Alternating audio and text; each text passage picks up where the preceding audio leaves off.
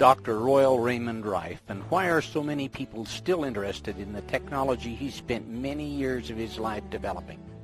In this documentary, you will learn about a brilliant and gifted man who developed the world's most powerful optical microscopes, which overcame the limitations of standard research microscopes, and who discovered a way to destroy deadly microorganisms using coordinative resonance.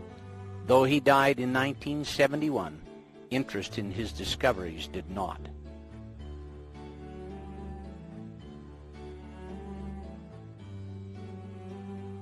Royal Raymond Rife was a handsome and gifted young man. He had an inquisitive mind and explored many interests. He was born May 16, 1888, in the state of Nebraska, to Royal Raymond Rife Sr. of Ohio and Ida Mae Cheney of Creston, Iowa. Dr. Rife was their second child, an older sibling having died in infancy. Ida Mae died, as so many young mothers did, about 8 months after his birth. After her death, because Rife Sr. was working 14 to 16-hour days as a mechanical engineer, he took his son to his sister, Nina Culver Rife Dryden. She said about this difficult situation, "I raised him and brought him up as though he was my own. He lived with her from the time he was 8 months of age until the year 1905. At this time he had an interest in becoming a medical doctor and pursued this dream. He went to Johns Hopkins University to begin his medical training, and after some study, he found that he had a greater interest in the field of bacteriology. In bacteriology, he did a great deal of work which included photographing many specimens for the University of Heidelberg. Because of the great contributions Rife made to Heidelberg University, he was given an honorary doctorate of parasitology in 1914. Because his studies of bacteria required intensive use of microscopes, Dr. Rife developed an interest in optics and began studying in that field as well. This interest led him to New York's Zeiss Works. Zeiss microscopes were world-renowned even at that time, and Dr. Rife studied from 1904 to 1908 with Hans Lückel, the senior optics engineer. In 1846, Carl Zeiss set up a workshop for precision mechanics and optics in Jena, Germany. 20 years later, he went into partnership with Ernst Abbe, whose theory of microscope image formation led to greatly improved microscopes. These innovations made Zeiss a world leader in optics and made it the logical place for Dr. Rife to study microscope and lens technology. With his scientific brilliance and knowledge of optics and bacteriology, Dr. Rife was poised to begin an incredible journey of discovery. This journey began with his move to California, where he settled in Point Loma. Somewhere around 1912, Dr. Rife met and married his wife, Mamie Quinn. She was a wonderful wife who fully supported him in all his endeavors.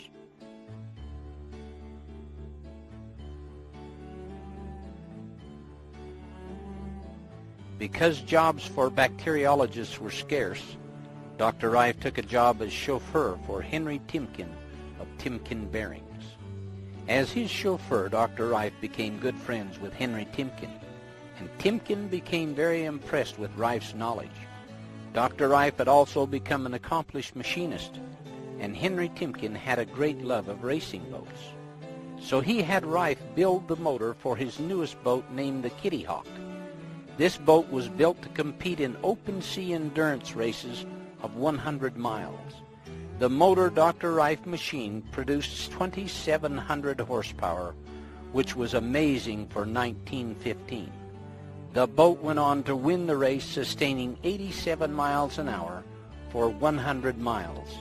This record was unbeaten for more than 60 years. Timken Bearing Company was a prominent producer of roller bearings which were used in all types of equipment and are still used today. At about this same time, the company was losing a great deal of money because of defective steel, which was causing their bearings to fail. Rife developed the first X-ray eye capable of X-raying the steel and detecting hairline fractures in the metal. Rife developed this eye to scan across the full width of the production line, and sound an alarm each time a flaw was detected. This saved the company millions of dollars. In appreciation, Timken gave Dr. Rife a lifetime stipend which he received in monthly payments. This made it possible for Rife to continue his work in bacteriology. Henry Timken's wife became ill. The many medical doctors who examined her were unable to discover the cause of the illness. Mrs. Timken's condition worsened, and they knew if they didn't find the source of the problem, she would not live. Henry knew through their many discussions that Rife was brilliant in the area of bacteriology. He asked if Rife would investigate. Rife suspected that the problem might be something she was eating, so he went into the kitchen of the Timken home and took samples of all the food. He had a few standard research microscopes and was able to isolate the bacteria responsible for the problem. Mrs. Timken fully recovered from her illness. One of Henry Timken's sisters, Amelia C. Bridges, who married into the Bridges Carriage Company family, also benefited from Rife's knowledge of bacteria. Through the years, she had many serious medical conditions and would only let medical doctors see her if Dr. Rife was present because she trusted so much in his expertise. When she died in 1940, Rife was devastated because he considered her to be a second mother to him. His close friends said that he shed many tears. Because of their long friendship, she left him an additional $50,000 to help with his research. As the family chauffeur, Rife and his wife lived above the garage on the mansion's premises. This is where he had his laboratory with all the research equipment. In gratitude for saving Mrs. Timken's life and the lives of other family members, the Timken and Bridges families provided funds to establish a more well-equipped laboratory and finance Rife's research.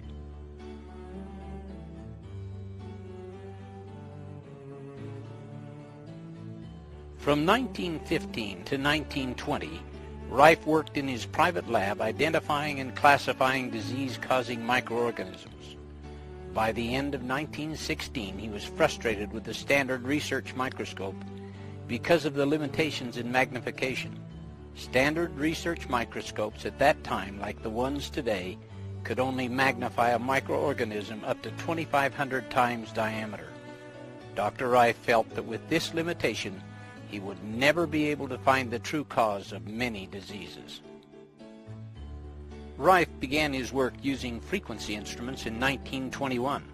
He told a reporter in a May 6, 1938 Evening Tribune article that he also experimented with electrical stimuli on the various microorganisms, and he noticed the individualistic differences in the chemical constituents of disease organisms, saw the indication of electrical characteristics, and observed electrical polarities in the organisms.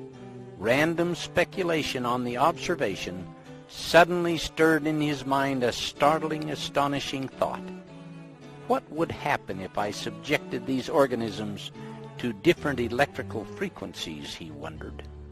With this revolutionary thought, he began to gather all the necessary instruments such as microscopes, frequency generators, tubes, and bacteriological equipment, cages for guinea pigs, cameras, and machinery to build his own designs. Lee DeForest, the father of modern vacuum tubes, who was an important contributor to early radio technology, helped to build many of Rife's early frequency instruments. Rife found through arduous experimentation, looking through the microscope as he applied various frequencies, that he was able to kill these microorganisms, proving his theory to be correct. In order to determine which frequencies would kill a particular organism, it was absolutely essential that he be able to see the organism in a living state so that he could observe the effect of various frequencies. Dead microorganisms would show no effect. Rife later called the frequency which killed an organism its MOR, or mortal oscillatory rate.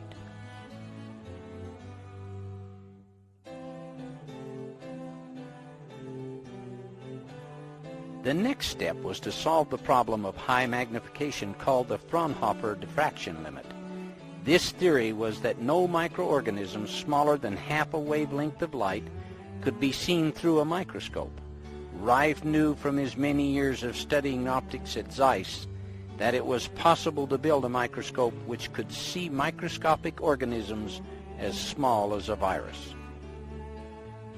With this goal in mind, he went to work in 1917 and by 1920 produced the world's most powerful microscope. It could magnify with a clarity of 9,000 diameters. Dr. Rife said that this microscope could go clear up to 17,000 diameters, but not with any more clarity. Using this microscope over the next 9 years in his private lab, he advanced further in the field of bacteriology than any scientist had ever done before. That instrument we used up until 1931. It was a lens microscope, and all of the air was excluded from the body and replaced with glycerin. The lenses were homogeneous with glycerin all the way through the whole thing, and the result was that in allowing the rays to separate and not cross in the interference band of reflection, such as they do in the ordinary standard tube of the regular research microscope, we held them apart, we separated them, and then brought them back together and picked them up again at a needle point. But, as I say, the resolution of this instrument beyond about anywhere from 9 to 10,000 times dropped off decidedly rapidly. We could go up on some occasions, on some preparations, up to 17,000 times, but we didn't consider the resolution anything out of the ordinary beyond about 8 or 9 or 10,000 times, depending entirely upon the specimen we were examining. Through the 1920s, Dr. Rife isolated many different organisms and was working on tuberculosis. He was successful in killing the rod form with his frequency instrument. But like Bone and Robert Cook before him, who were able to destroy the rod form of tuberculosis with vaccines and antitoxins, Rife's laboratory animals also died. This caused Rife to believe that there was an additional virus that was released when the rod form of the bacteria was killed. In his continual search for a way to see viruses, Dr. Rife theorized that many microorganisms were not able to be seen because they were smaller than the molecules of the existing acid or aniline dye stains. Throughout his work, Rife had noticed that every living thing is made up of chemicals and has its own unique chemical constituency. In his lab, he had been using a spectrographic microscope that could identify the chemicals in an organism by the color refraction index. Knowing that each chemical, when illuminated, gave off a specific color of light, he conceived the idea of staining the virus with light.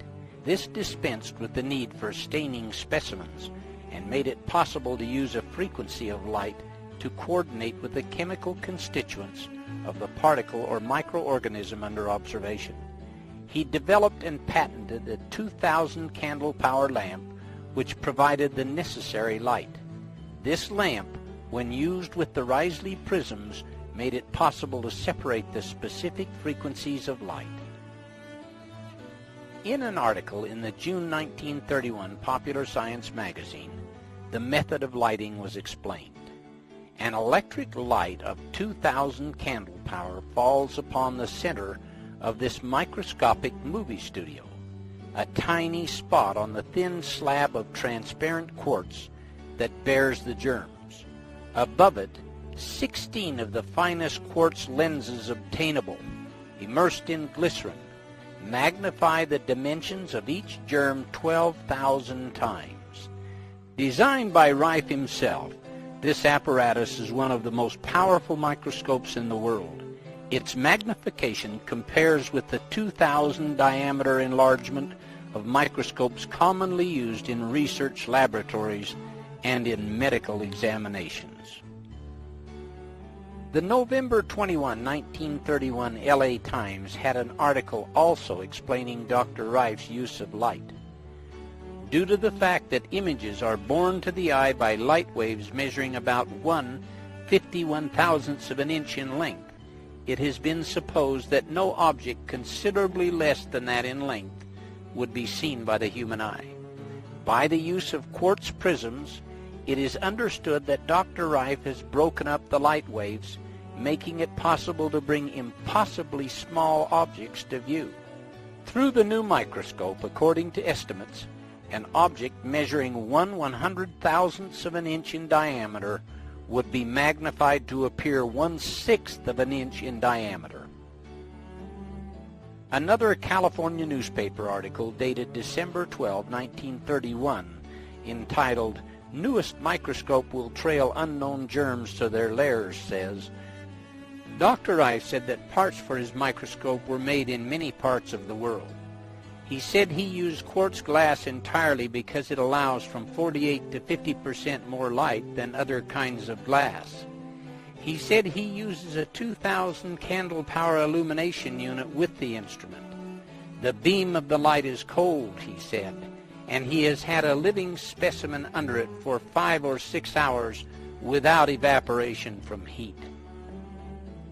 With this new capability of staining microorganisms with a frequency of light that coordinated with their chemical constituents, Rife was able to see the virus form of tuberculosis which was released when the rod form was destroyed. He was then able to find the frequency which would kill the virus. For instance, our tubercular work. I worked a great deal on that. I isolated the virus from tuberculosis, which I consider is what was heretofore known as the so-called poison molecular bomb in front of Ann Arbor here 34 years ago isolated. You didn't isolate the organism, but he isolated a chemical particle. So, more of our known work. Go back to the time of Cook when he originally isolated the virus of tuberculosis. He produces vaccines and antitoxins that would kill the bacillus of tuberculosis, but it would kill the patient simply because with any known method or means that you release from this tuberculous, this virus or this so-called poison molecule or bomb, it reacts upon the dead body of the rod and produces toxemia and death. 100% in your experimental animals and your patients also. But we find an electronic frequency that we was experimenting greatly at that time with our device where we kill these different bacteria by this electronic frequency.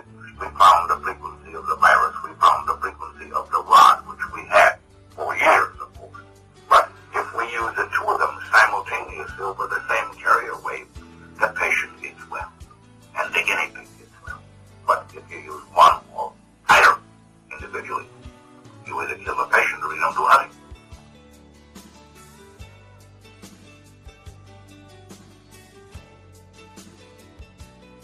Although Rife worked quietly in his lab, word of his accomplishments began to leak out to men in the medical community. A reporter from the San Diego Union got wind of Rife's discoveries, and following an interview about his amazing microscope, an article appeared on the front page of the paper on November 3, 1929. The headline read, "Local Man Bears Wonders of Germ Life." The article went on to describe photos of several microorganisms Rife had isolated and filmed. After this article, he was featured in many other prominent newspapers and magazines. As news of his accomplishments spread, doctors and bacteriologists from all over the world eventually came to San Diego to see for themselves the microscope and the new discoveries they had been hearing so much about.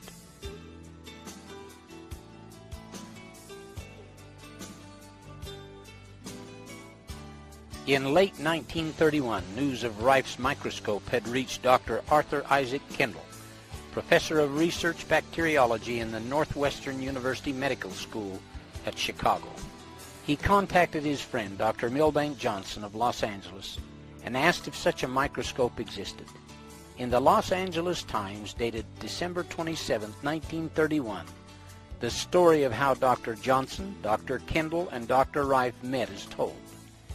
Having heard about a wonder microscope said to have been invented by a young San Diegan, Dr. Kendall asked his friend Dr. Milbank Johnson of Los Angeles if such a microscope existed.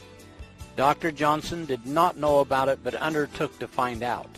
Accompanied by Drs. Alvin G. Ford, Joseph D. Heitker, and Fosdick Jones, all of Pasadena, he drove to San Diego and found Royal Raymond Rife and a new kind of microscope which he had been developing as a hobby during the past 17 years.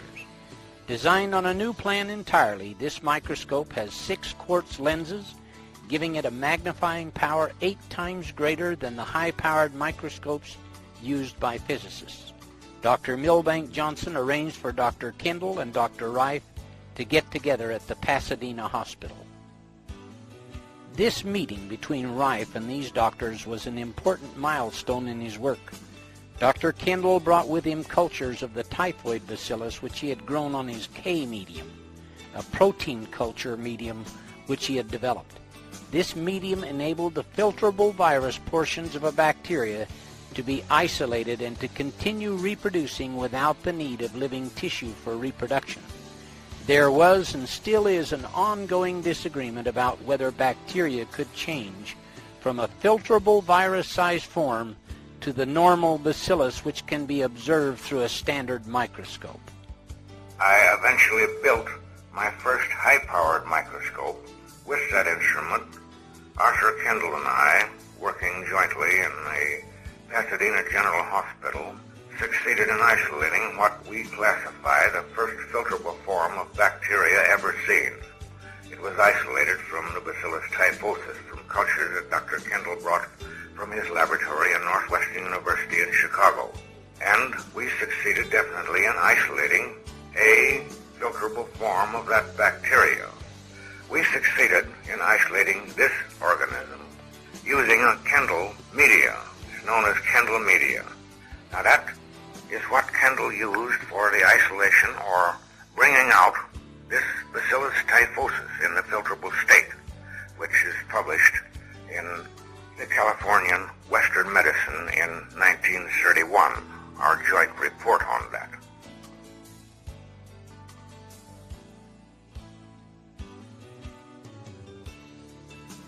In an article in the Science Newsletter of December 12, 1931, it states, "The material used by Dr. Kendall was a culture of the typhoid bacillus, ordinarily a fairly large germ, easily visible under the higher-powered lenses of a compound microscope.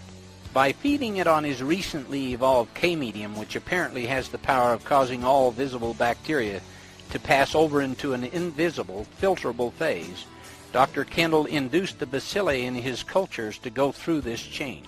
Under the highest power of the ordinary microscope, he could see nothing moving in the fluid except a swarm of rather active little granules that were visible only as tiny motile points. Examined with the Rife microscope, however, these points became plainly visible as small, oval, actively moving bodies, turquoise blue in color. These appeared in all the cultures and could be transferred from one culture to another through the fine pored filters. So Dr. Kendall considers them to be the actual filterable forms of the typhoid bacillus." Using Rife's microscope and Kendall's medium, the doctors were able to observe 3 stages of the development of the typhoid bacillus. This experiment showed that viruses and bacteria were capable of mutating or changing their form, a fact understood today, but one which generated much controversy then. At a later date, they found the MOR frequency to kill the typhoid. From this point on, Rife's microscope and work received a great deal of recognition. He ended up working very closely with Dr. Alvin G. Ford, the pathologist at Pasadena Hospital, who later became president of the American Association of Pathologists, and Dr. Milbank Johnson, then medical director of the Pacific Mutual Life Insurance Company. Dr. Johnson became Rife's most powerful advocate, introducing him to other doctors and making it possible for Rife to move his discoveries forward in a major way.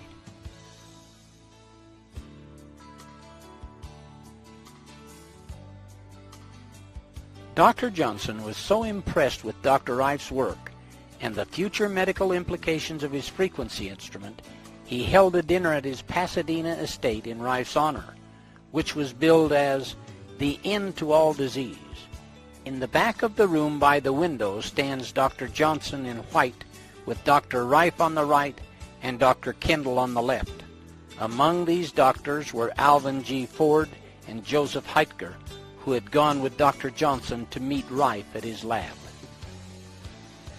In the summer of 1932, Rife went to Chicago with his microscope to work with Kendall. Kendall invited world-renowned bacteriologist E.C. Rosenau of the Mayo Clinic's Division of Experimental Bacteriology in Rochester, Minnesota, to come and use Rife's microscope. Rosenau had heard of Rife from a former patient of his who happened to be Henry H. Timken, the same man who had been financing Rife and his laboratory. Rosenau, Kendall, and Rife re-verified the experiments Rife and Kendall had done a few months before. I worked for Miss Rosenau. He worked with me. I worked with him, whatever you call it. 14 years on poliomyelitis. He worked entirely on the brain emotion. He was the head of the Department of Research Bacteriology of Mayo in Rochester, and he said, they want me to scrap the work. I said, hold everything. So I was going back to work with Arthur Kendall at Northwestern University at that time.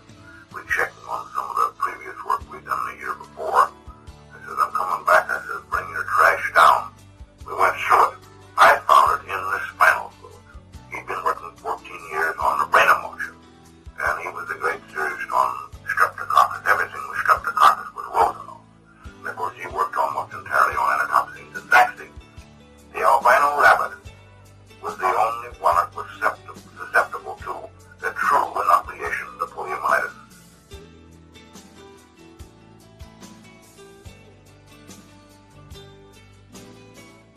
Dr. Rife had been working on finding the cause of cancer for many years and had long believed that when the cause of cancer was finally identified, it would be found in a virus or microorganism. He had spent many years looking for this microorganism with his microscope. He had sectioned 20,000 tissue samples with no success. Kendall's K-medium was exactly what he needed to help him find the cancer virus. An article in the San Diego Evening Tribune on May 11, 1938, told about the events that led to the discovery of the cancer virus in 1932. The reporter's article summarized what Dr. Rife said. But neither the medium nor the microscope were sufficient alone to reveal the filter-passing organism Rife found in cancers, he recounted. It was an added treatment which he found virtually by chance that finally made this possible, he related. He happened to rest a test tube of cancer culture within the circle of a tubular glass ring filled with argon gas activated by an electrical current, which he had been using in experimenting with electronic bombardment of organisms of disease, he recounted. It happened to rest there about 24 hours, and then he noticed that its appearance seemed to have changed. He studied and tested this phenomenon repeatedly, and finally one day he discovered filter-passing red-purple granules in the cultures. Rife called this organism Bacillus X or BX. He found that the organism was pleomorphic, and he named another larger form of it the BY. BX was for carcinoma and BY was for sarcoma. He went on to isolate many other disease-causing organisms. The same article in the San Diego Evening Tribune on May 11, 1938 stated, among the filter-passing forms he reported isolated were those for cancer, although he frankly declares that he is not yet positive that this is the direct cause of the dread disease. B. coli, the seemingly harmless bacillus, which always seems to accompany the harmful typhoid bacillus. Tuberculosis, sarcoma, the tumorous disease similar to cancer but less deadly, infantile paralysis, streptococcus and staphylococcus infections, and herpes encephalitis and encephalitis lethargica, both infectious ailments of the brain and nervous system. Success in the search began to come when Dr. Arthur I. Kendall, head of the Department of Research Bacteriology at Northwestern University Medical College, joined him in a phase of the work and suggested a culture medium which proved to be a phase in making the hitherto unseen viruses visible. In later years, Rife's research made him certain that he had found the viral cause of cancer. Many other doctors who came to Rife's laboratory in the early 1930s also believed he had. A July 31, 1949 article in the San Diego Union said, "Mankind's long search for a cancer cure may be in sight as the end product of laboratory experiments conducted in San Diego 15 years ago. These experiments and the discoveries they yielded are credited to Dr. Royal R. Rife, 62, of 3676 Zola Street, a laboratory technician now retired. This announcement was made here yesterday by James B. Couch, M.D., a San Diego medical practitioner for 18 years. Dr. Couch also said, he also visited Dr. O. Cameron Gruner, former director of the Archibald Cancer Research Fund at McGill University, and discussed Gruner's recent work in cancer research. He recalled that Gruner made several visits to San Diego 14 years ago to study reported discoveries by Dr. Rife of a virus connected with cancerous tumors. Gruner told Dr. Couch he was satisfied that Dr. Rife's large microscope, for which Rife claimed 25,000 areas magnification, had revealed a virus. He said further that the work he then did with Rife at his Point Loma laboratory and follow-up researches at McGill University had confirmed that tumorous growths positively could be produced by the virus discovered in San Diego. Further on in the same article, Rife was quoted as saying, "When Dr. Gruner came here to study my experiments, he brought with him a fungoid organism. Dr. Rife said I was able to reproduce this same fungoid organism by virus, which I had classified as BX. I was also able to distill my virus back from the fungoid organism. I produced cancer in hundreds of animals. I completed the cycle from virus to cancer and back 104 times. I discovered that the virus organism gets in the blood of the victim at one stage of the growth." As far back as 1920, I conceived the idea and the possibility of when the causative agent of malignancy, so-called cancer, would be discovered and found and proven, that it would be caused by a microorganism. Of course, the reception that I received that far back from the medical profession and scientists was nil. But I kept at the work, and I succeeded in eventually isolating a virus. First, I began sectioning tissues of every known type of malignancy. I sectioned over 20,000 of those, cut them down with a special microtome to very thin. Some of them were only a micron in thickness. I studied those under the microscope, and I eventually built my first high-powered microscope for the purpose of analyzing and checking those sections. Arthur Kendall and I, working jointly in the Pasadena General Hospital, succeeded in isolating what we classify the first filterable form of bacteria ever seen. Now these filterable forms are very minute in size. The smallest of all is the one from the BX, which we isolate from cancer. But that is the smallest, and it's less than the 1/20th of a micron in dimension and highly motile.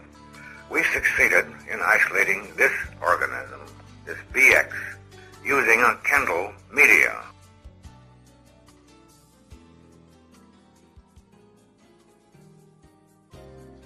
Through the 40 years that Rife spent researching microorganisms and developing all kinds of equipment to aid him, he won 14 government awards for scientific discoveries and an honorary medical degree from the University of Heidelberg.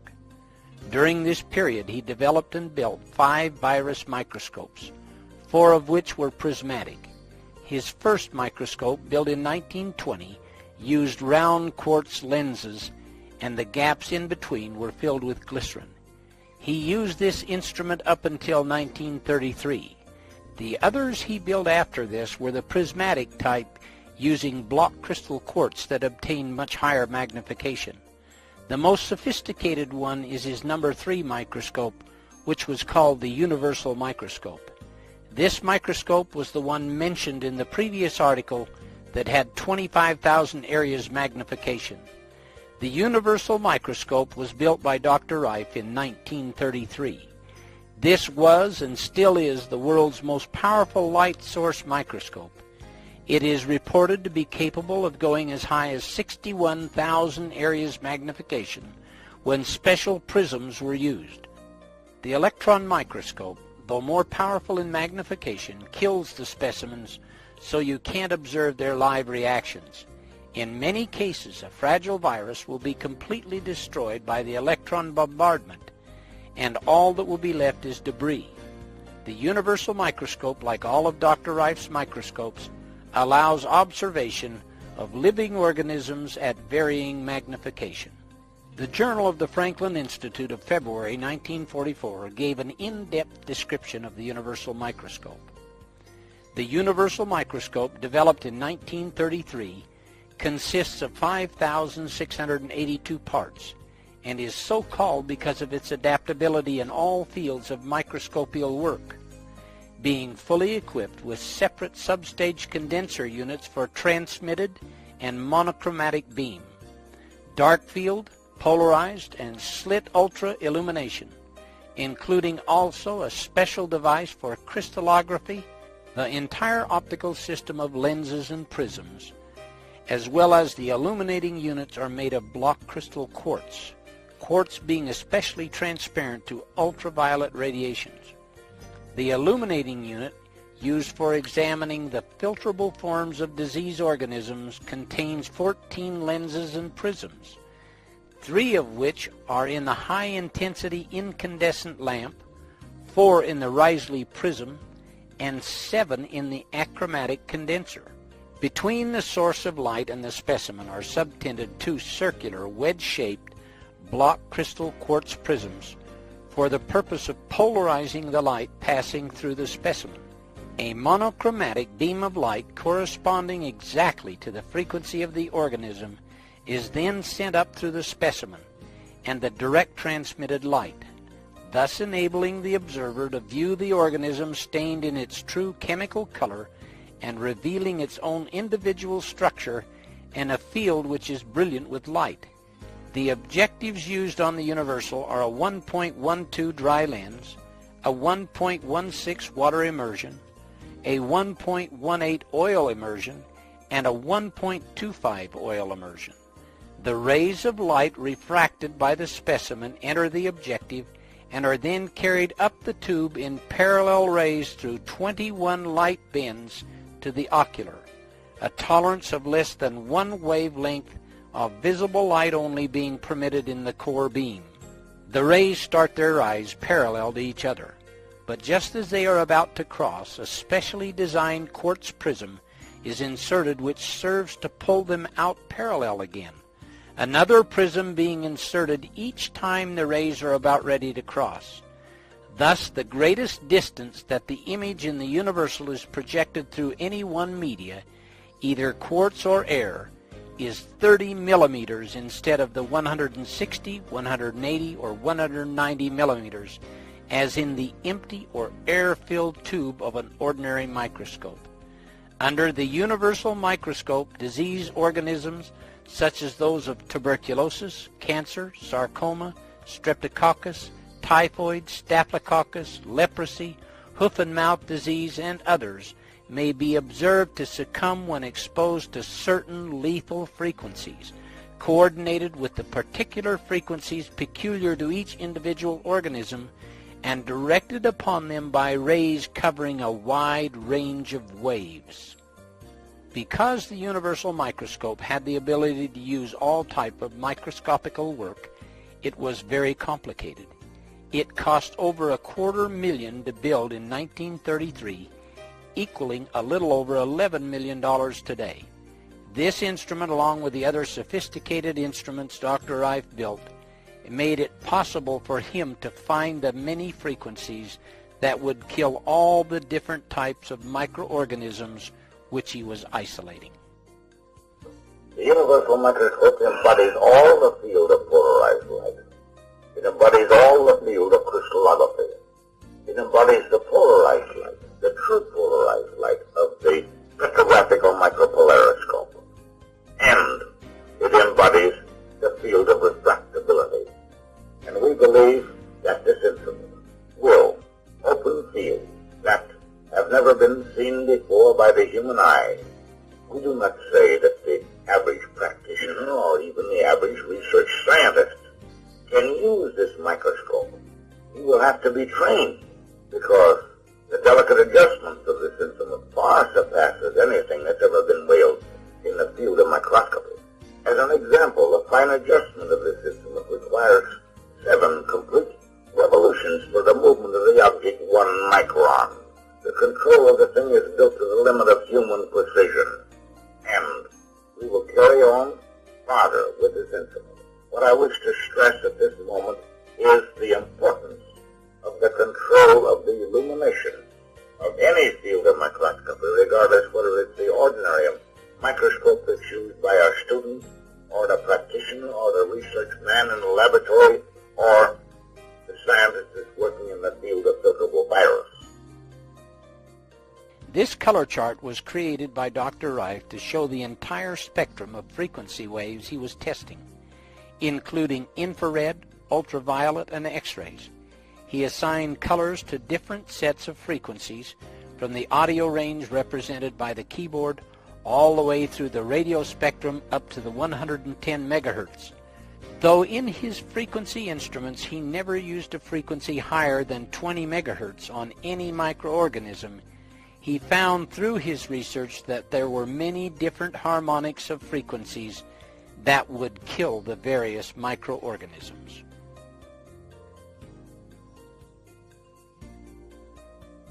This is an original film showing Rife's lab and the isolating of the cancer virus. This is Royal Raymond Rife standing outside the front door of his laboratory.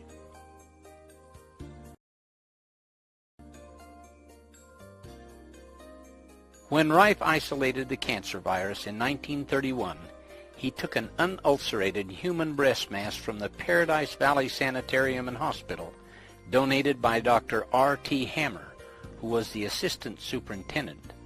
Portions of this tumor were cut out and filtered through a triple-aught porcelain Berkefeld filter, which gave about 10 micron filtration. The virus could readily pass through a filter of this degree of tolerance. The test tubes that are shown here were irradiated for 24 hours with argon gas. This irradiation caused the virus to become virulent. Rife could then grow tumors in weeks instead of months.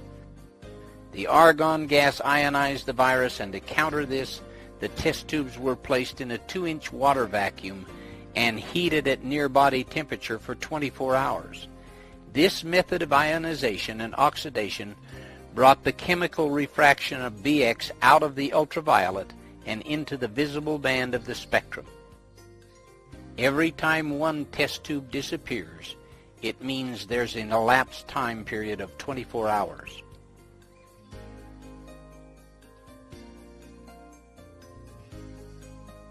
The rats were injected with a very tiny needle from the virus that he had filtered and isolated, and the tumors were allowed to grow to be 2 or 3 grams heavier than the rats. Here Rife shows the injecting of the cancer virus into the rat. The mammary gland was used in the rat because cancer virus came out of the mammary gland of a human breast mass. The rat was given a partial anesthesia to avoid the shock of the needle, because such a shock was found to cause a change in the rat's metabolism. The virus was then injected into the rat.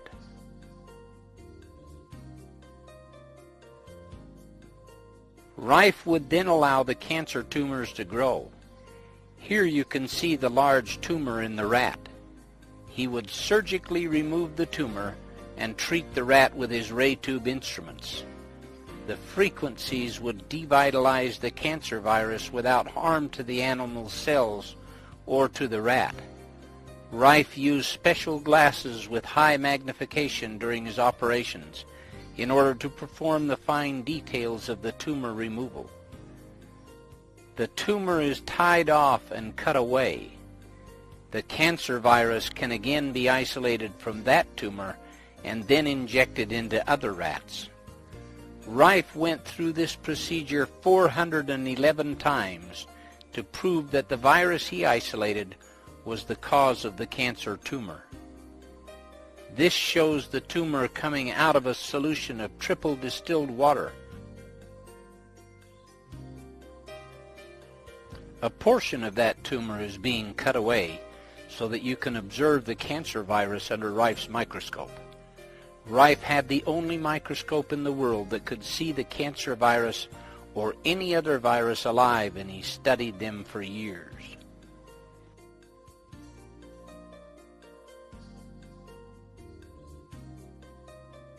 This is triple distilled water going in, and he is going to gently grind up the cancer tumor to extract the virus.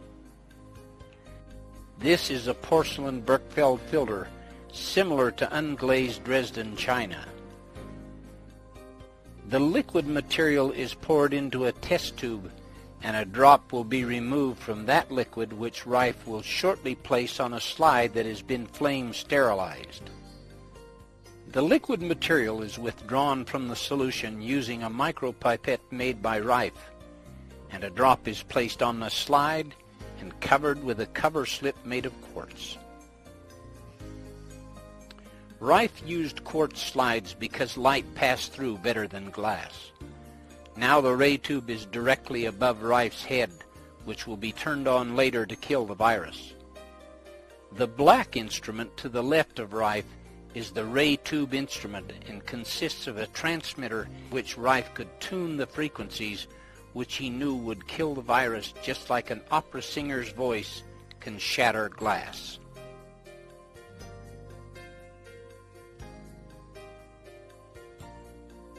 Now these are the first pictures ever made of the cancer virus. These cancer viruses were motile and streamlined, shaped like a fish. Rife will now turn on the ray tube instrument, which will activate the ray tube. If you look carefully at the ray tube, you will see a little flash that only lasts about a second, and that will be all that is needed to kill all the virus under the slide.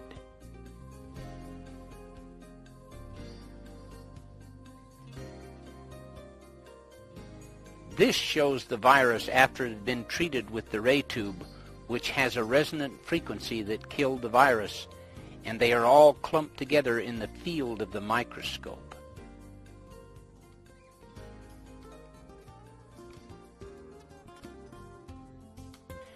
From 1931 to 1934, Rife worked very closely with Dr. Milbank Johnson and Dr. Arthur Isaac Kendall and other prominent medical doctors, isolating disease-causing microorganisms and finding the corresponding frequencies which would kill them.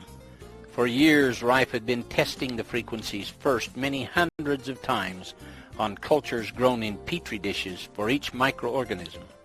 On the cancer virus alone, he had inoculated 411 lab animals with this virus, created 411 tumors, proving that the BX virus was the cause of cancer. Then he used his frequency instrument on many of the animals to eliminate the tumors. By 1934, Dr. Milbank Johnson felt that it was time that they should use the frequency instrument on terminal patients. Dr. Rife was hesitant about working with human patients at this time, and only agreed to do it if Dr. Johnson could arrange for a research committee headed by 6 of the top medical men in the United States. Because Dr. Johnson was a prominent man himself, well respected and a medical politician, he had the capability to do this. All these men were at the dinner hosted by Dr. Johnson in 1931. This group of men included Dr. George Fisher, Children's Hospital, New York, Dr. Wayland Morrison, Chief Surgeon, Santa Fe Railway, Dr. George Dock, Dr. Arthur I. Kendall, Director, Northwestern Medical School, and Dr. Alvin Ford, President of the American Association of Pathologists.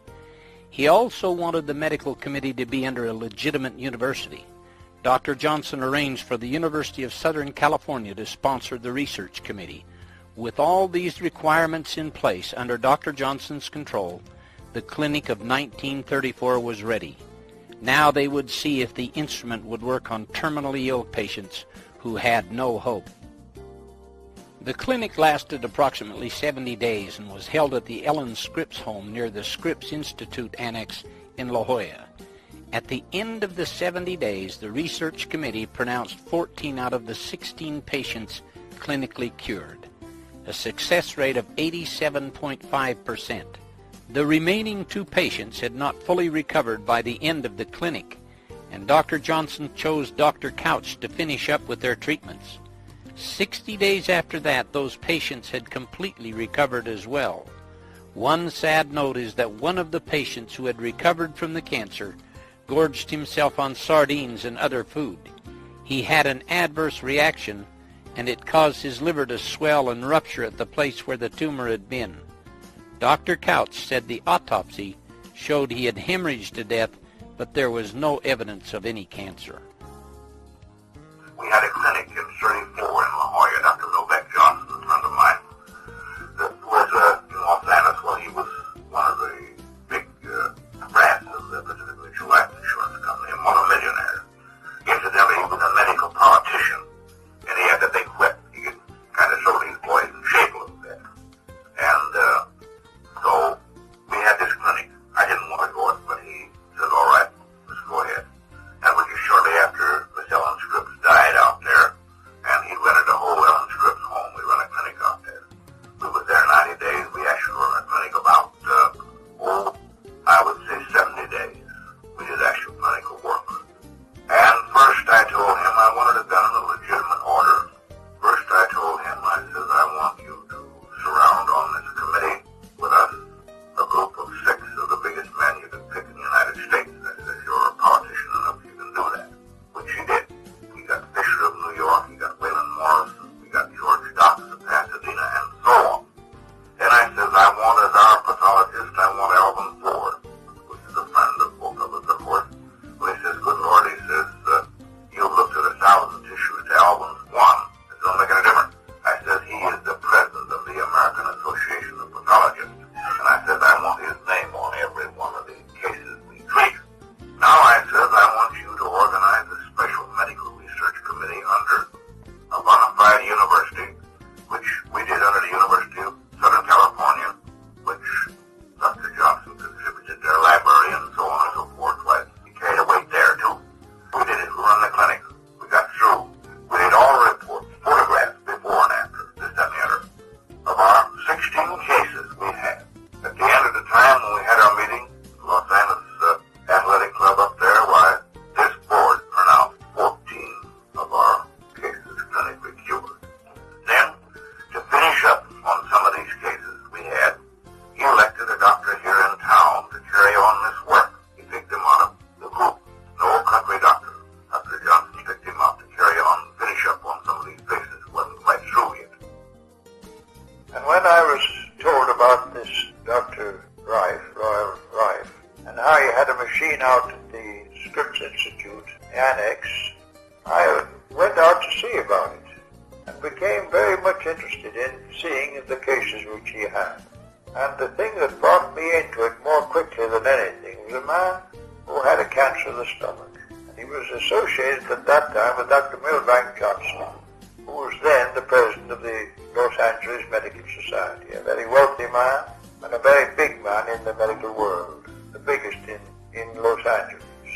And he had hired this annex for this demonstration over a summer of time, several months. And in that period of time, I saw many things. And the one that impressed me most was a man who staggered into a table just on the last end of cancer. He was a bag of bones. And as he lay on the bed, Dr. Milbank Johnson said, you just feel that man's stomach, don't you? So I put my hand on what was cavity where his stomach was underneath, and he was just a cavity almost. He was so thin. That backbone and belly were just about touching each other. and I put my hand on his stomach, which was one solid, hard mass, about just what I could cover with my hand, somewhat of the shape of a heart. And it was absolutely solid. And I thought to myself, well, nothing can be done for that. However, they gave him a treatment of the Rife frequencies, and in the course of time, over a period of 6 weeks to 2 months, to my astonishment, he completely recovered. Because of the success of the 1934 clinic, several doctors acquired the frequency instruments and began using them on patients. Dr. Milbank Johnson acquired a frequency instrument and used it in his clinic until his death in 1944. Other clinical trials were done in 1935, 36, and 37 and later, and the success rate in those clinics was around 90%. In these clinics, all kinds of conditions were treated.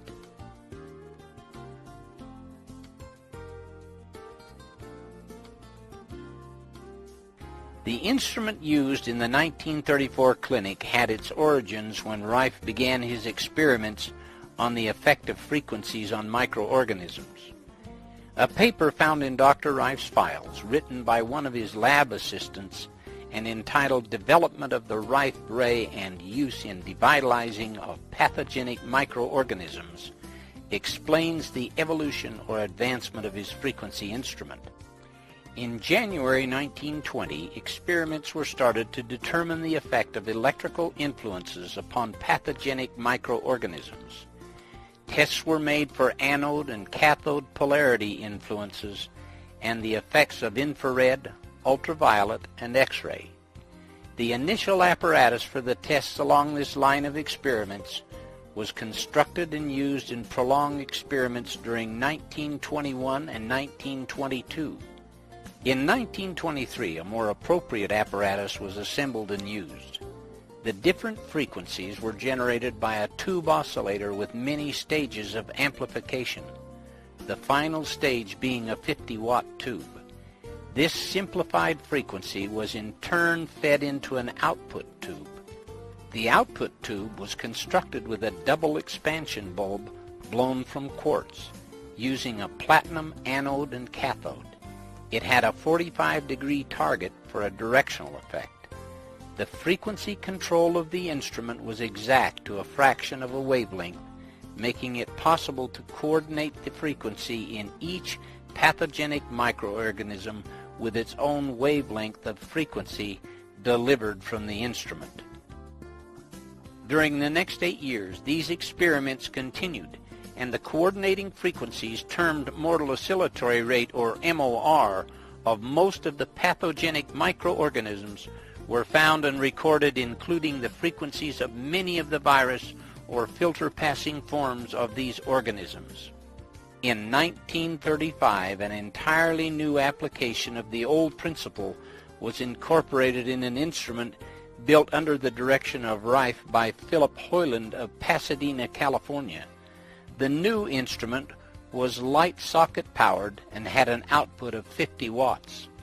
Furthermore, it was equipped to deliver 2 distinct frequencies simultaneously and both variable. In the early part of 1936, Rife and Hoyland spent much time collaborating on revising some of the fundamentals of the instrument due to the advancement that had taken place in electronics. And it was found that the carrier wave used in the previous instruments could be eliminated. During the summer of 1936, further experiments were carried on which resulted in an entirely new method of generating the desired frequencies.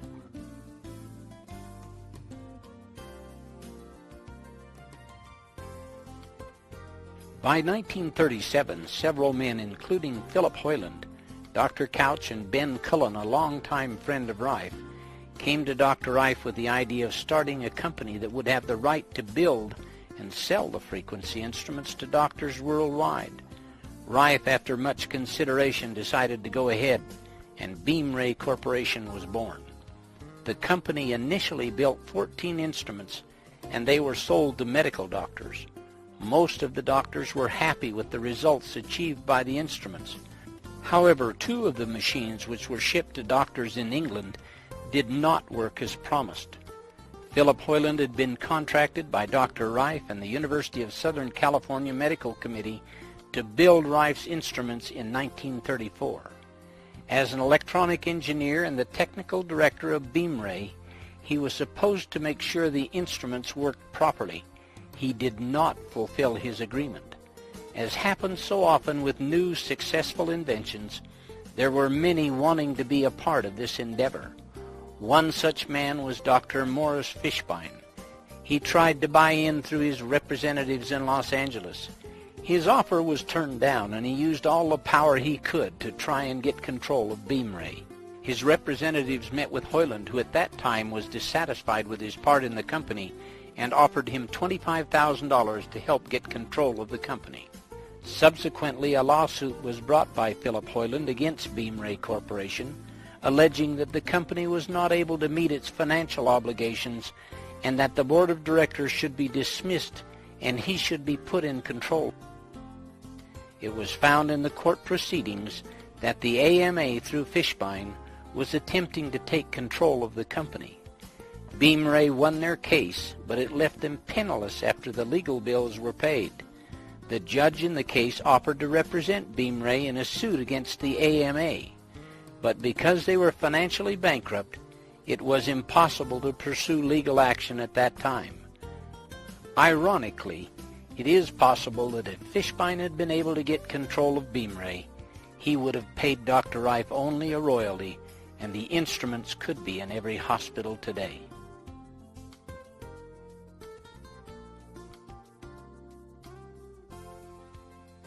After the trial, Dr. Rife went back to his research work in his laboratory. Penicillin was the first antibiotic to be discovered and put on the market. Many doctors were more interested in giving their patients antibiotics than looking at using an instrument which would use frequencies to destroy organisms. Antibiotics were seen as a panacea that would solve all of mankind's health problems, and enormous amounts of money were being poured into their development and into the pockets of the doctors that prescribed them. Under these circumstances, the interest in Dr. Rife's technology began to fade. Use of Rife's discoveries from 1938 to 1944 continued quietly among a few doctors who had his frequency instruments. In 1940, Mrs. Bridges, who had been donating to Rife's research laboratory, died. The money from Henry Timken was no longer there. Dr. Milbank Johnson died suddenly in 1944. His influence had made it possible for the doctors to use the frequency instruments. With his death, pressure was put on these doctors to use antibiotics, which were considered the conventional medical treatment for disease. They were told not to use the frequency instruments anymore. Rife eventually closed down his lab.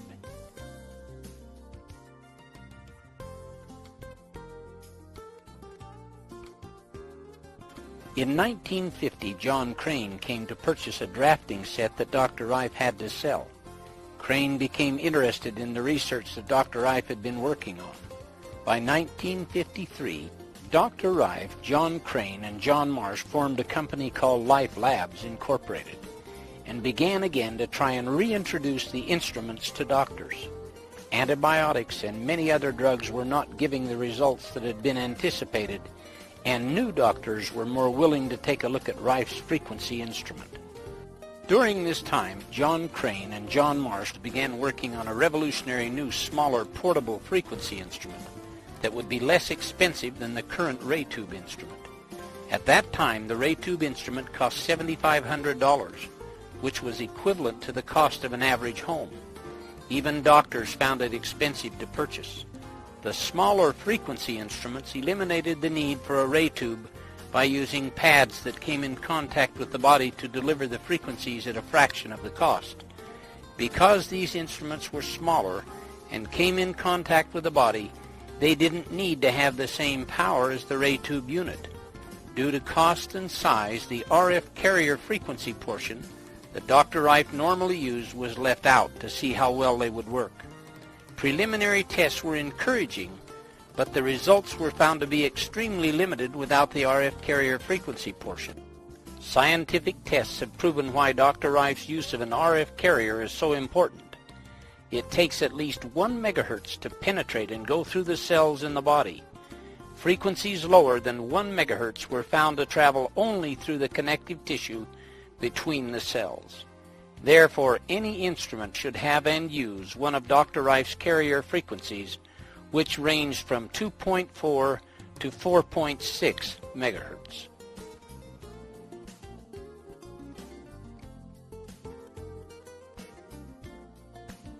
In spite of all the encouraging results, the same pressures experienced by doctors after Dr. Johnson's death came into play again. In 1962, Life Labs shut down after a court battle. It appeared that Dr. Rife's research would be lost forever. Rife said that he had put his life and his fortune into this work with no monetary compensation, had finished it and handed it to mankind on a silver platter, but none of the people in positions of power wanted it. In 1971, Dr. Rife died, and the world lost an incredible mind. In January of 1986, Barry Lines wrote an article about Dr. Rife. John Crane contacted Barry Lines and asked him if he would help get the knowledge of Rife out to the world. Barry decided to write a book, and in 1987 published his book, The Cancer Cure That Worked. A new interest in Rife's great work then re-emerged and is spreading rapidly worldwide. Just the fact that you are watching this documentary is evidence that Dr. Rife's life and work were not in vain.